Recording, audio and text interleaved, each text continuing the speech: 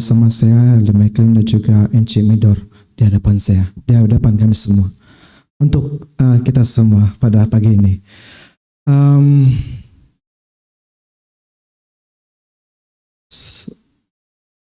Agak sedikit kita, sebab ada beberapa anggota kita, sahabat kita yang bekerja, ketua petabir kita Elder Pastik dan keluarganya, mereka berbakti di gereja Lekas karena beliau mengikuti Global Total Member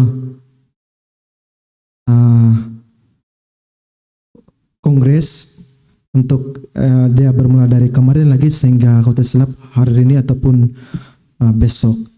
Jadi mereka terlibat kongres di Global Total Involvement.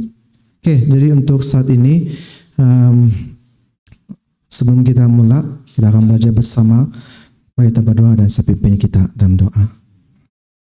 Bapa kami yang bertakhta dalam kerajaan surga, saat ini kami bersedia untuk menerima firman-Mu ya Tuhan. Dalam mata dan pikiran kami agar kami menerima kebenaran-Mu ya Tuhan melalui hamba-Mu ini. Dalam nama Yesus, amin.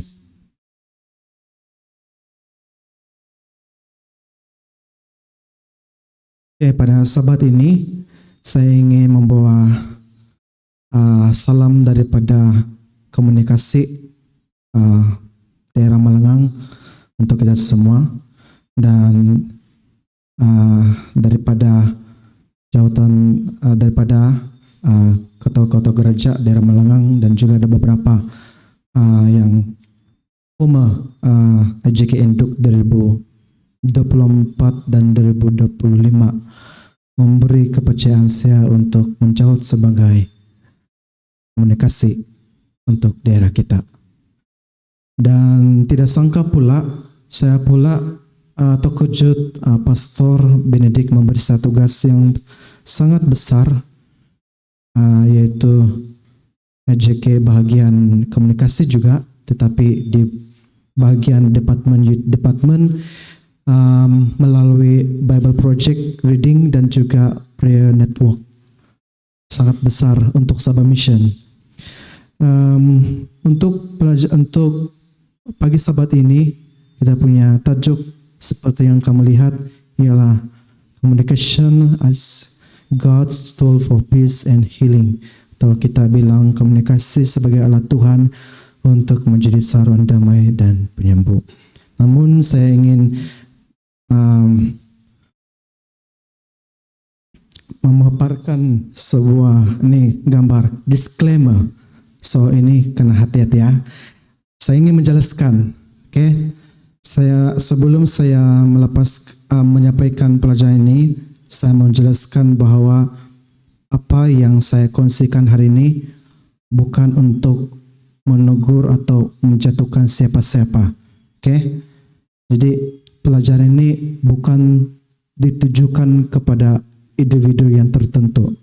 Apa yang saya sampaikan hari ini adalah peringatan untuk diri saya sendiri terlebih dahulu, dan kemudian kita akan kemudian untuk kita semua, supaya kita sama-sama belajar bagaimana kita menggunakan komunikasi kita yang baik sebagai alat Tuhan untuk membawa damai dan penyembuhan. Oke, disclaimer awal-awal saya kasih tahu sedia supaya tidak tergores hati. Oke. Baik.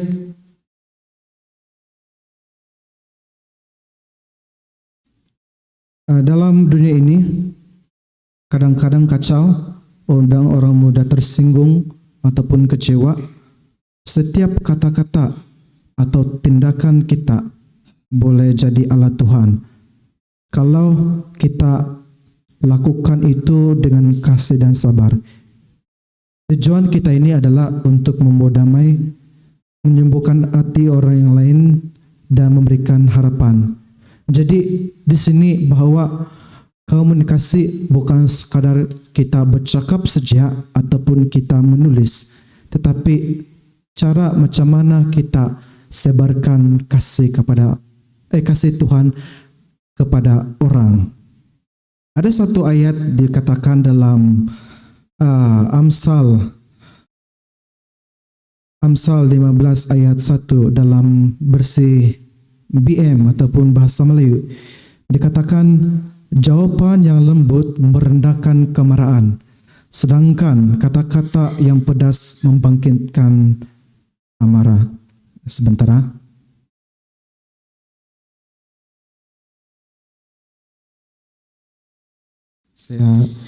Saya biasakan pegang mikrofon supaya tidak rasa gementara.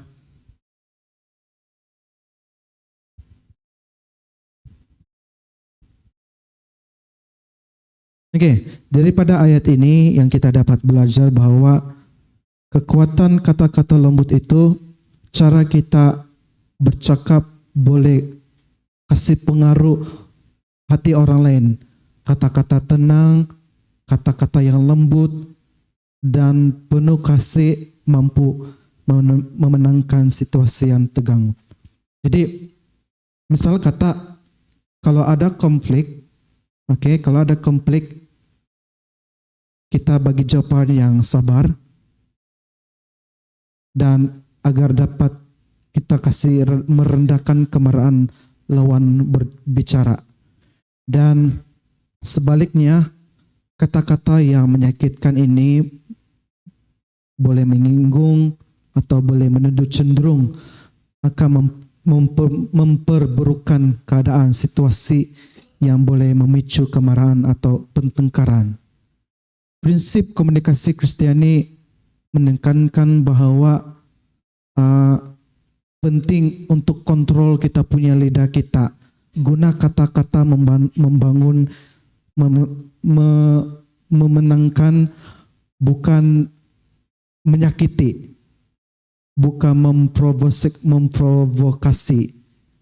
Jadi selaras ajaran Kristus menekankan kasih dan kelembutan dalam berbicara. Jadi kalau kita cakap kepada orang, cakaplah yang bagus. Kadang kalau kita cakapkan, tiba-tiba orang pun tergores hati. Dan tersakiti. Jadi ini lidah kena jaga, kontrol. Saya sendiri pun susah kalau saya berkomunikasi dengan orang yang saya jumpa. Jadi bila saya bercakap sama orang, saya kena hati-hati juga. Tapi sebelum itu, bila saya cakap sama orang itu, saya berpikir, saya tanya diri dulu, baguskah, ngamkah kalau saya cakap yang begini, macam itu, supaya tidak tegur hati sama tu orang, Bang. Dan saya ada satu membaca, saya ada buku di rumah, dalam buku pikiran karakter dan kepribadian. Saya telah merujuk di halaman, selepas mana, tapi di bahagian komunikasi ada satu ayat ataupun kata-kata daripada tulisan Ron Nubuat. Suara dan lidah adalah karunia dari Allah, dan jika digunakan dengan benar, mereka adalah kuasa Allah. Kata-kata mempunyai sangat banyak arti. Kata-kata bisa ataupun boleh menyatakan cinta, penyerahan, pujian, lagu kepada Allah, atau kebencian atau dan dendam. Kata-kata menyatakan perasaan hati. Kata-kata boleh menjadi cita rasa kehidupan kepada kehidupan, atau cita rasa kehidupan kepada kematian. Lidah adalah dunia berkat atau dunia kejahatan. Ini ini nasihat untuk kita. Jadi lidah ini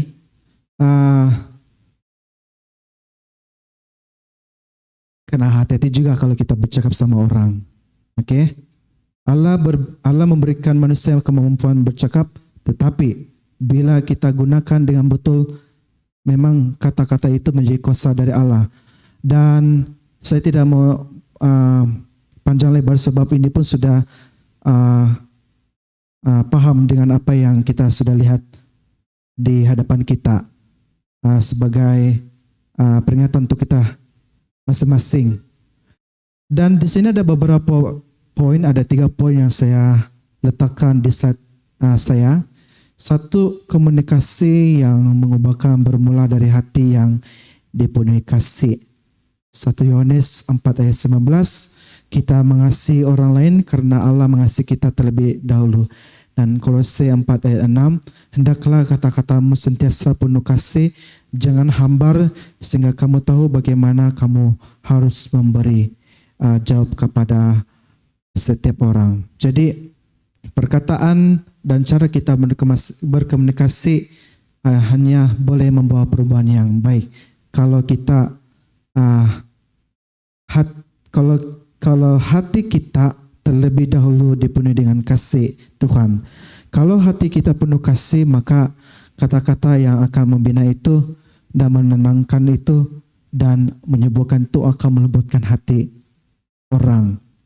Kita tidak mampu mengasihi dengan benar melalui kekuatan diri sendiri. Kasih itu sejati memang bermula daripada Allah kepada kita terlebih dahulu. Jadi bila kita sadar betapa Tuhan itu mengasihi kita, barulah kita boleh bercakap dengan sabar, kita mengampuni dengan ikhlas, kita melayani orang lain dengan kasih. Apa yang kita dapat aplikasi daripada ini? Kalau kita merasa dikasihi oleh Tuhan, kita tidak akan mudah marah, menyindir atau menyakiti orang dengan kata-kata kita.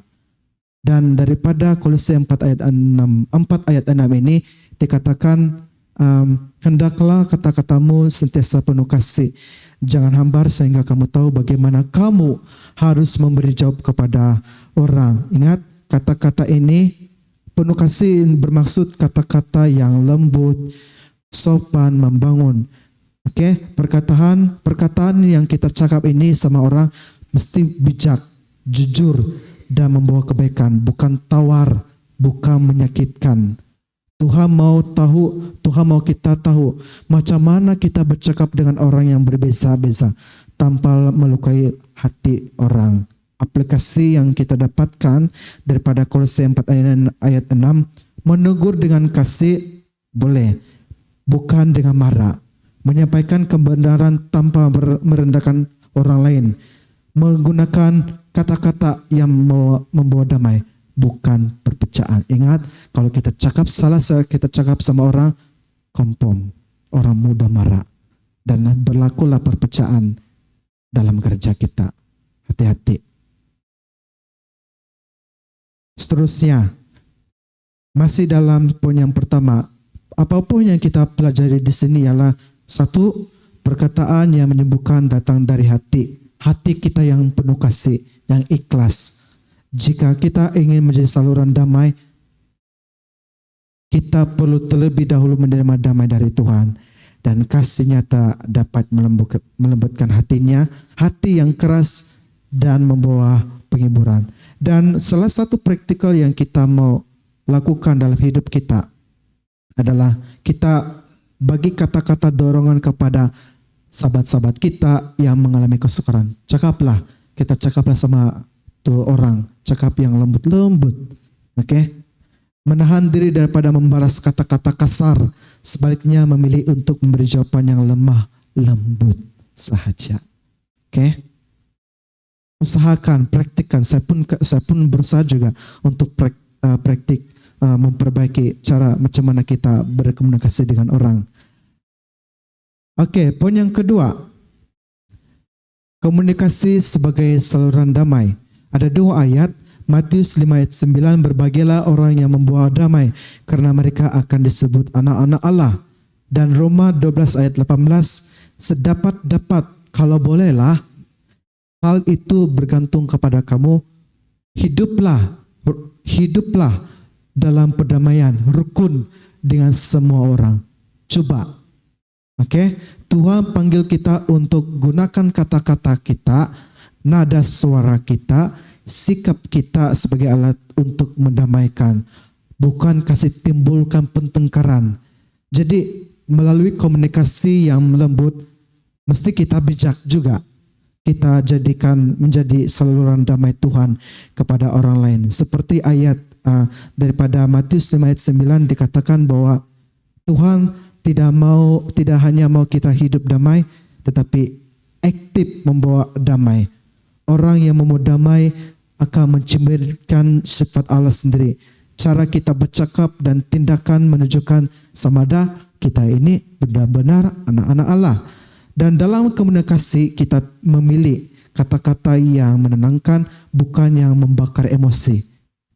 Jadi kita menjadi orang yang tengah orang tengah yang mendamaikan, bukan kasih sebar itu cerita atau konflik. Kita mau bercakap dengan tujuan menyatukan, bukan memecahkan. Kalau di ayat Roma 12 ayat 18, di sini Tuhan tidak semua konflik boleh kita kawal, tetapi sikap dan kata-kata kita boleh kawal. Tuhan panggil kita untuk melakukan bagian kita dalam menjaga damai. Damai bermula dari pilihan pribadi untuk berkomunikasi dengan sabar dan rendah hati. Jadi dalam kehidupan gereja kita tidak membalas kata-kata kasar dengan kata-kata kasar. Utamakan perbincangan secara pribadi, bukan melalui gosip. Jaga, mengalah dalam perkara kecil demi menjaga kesatuan gereja. So ini adalah poin yang kedua. Poin yang kedua. Dan apa poin yang kita perlu pelajari masih dalam komunikasi sebagai salon damai? Perkataan yang baik dapat mendamaikan konflik. Pendengar akan merasa diterima, faham, dan pun dihargai apabila kalau kita cakap lemah lembut dan penuh empati. Dan kita mau supaya menjadi pembawa damai, bukan bermaksud kita tutup kebenaran, tetapi kita menyampaikan kebenaran dengan kasih.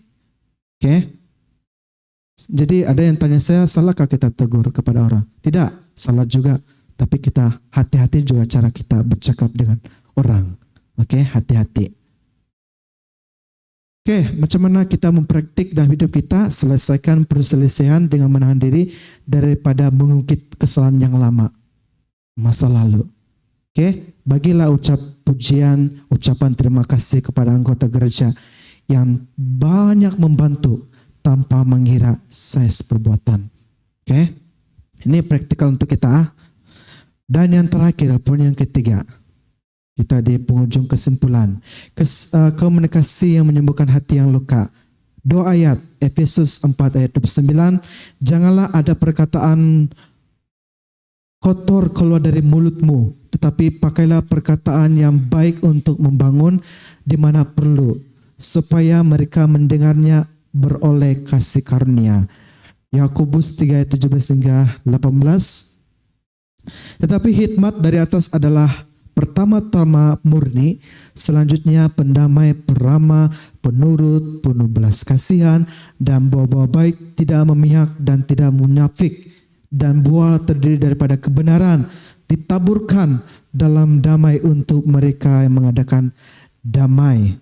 Tuhan mau kita gunakan kata-kata membangun, menyembuhkan, bukan untuk menyakiti orang.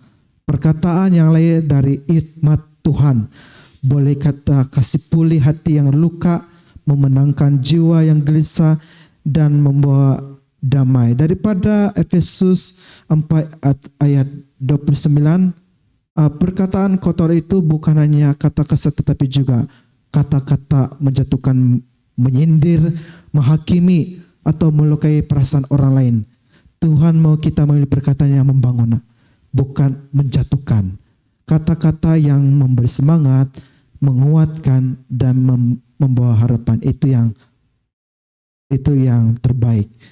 Bila kita bercakap, sebelum kita bercakap, kita boleh bertanya, adakah kata-kata ini akan membangun atau melukai sahabat saya, orang lain? Kalau tidak membangun, lebih baik diam. Yakobus, daripada Yakobus 3 ayat 17 hingga 18 yang kita sudah baca tadi, hikmat daripada Tuhan akan mempengaruhi cara kita bercakap.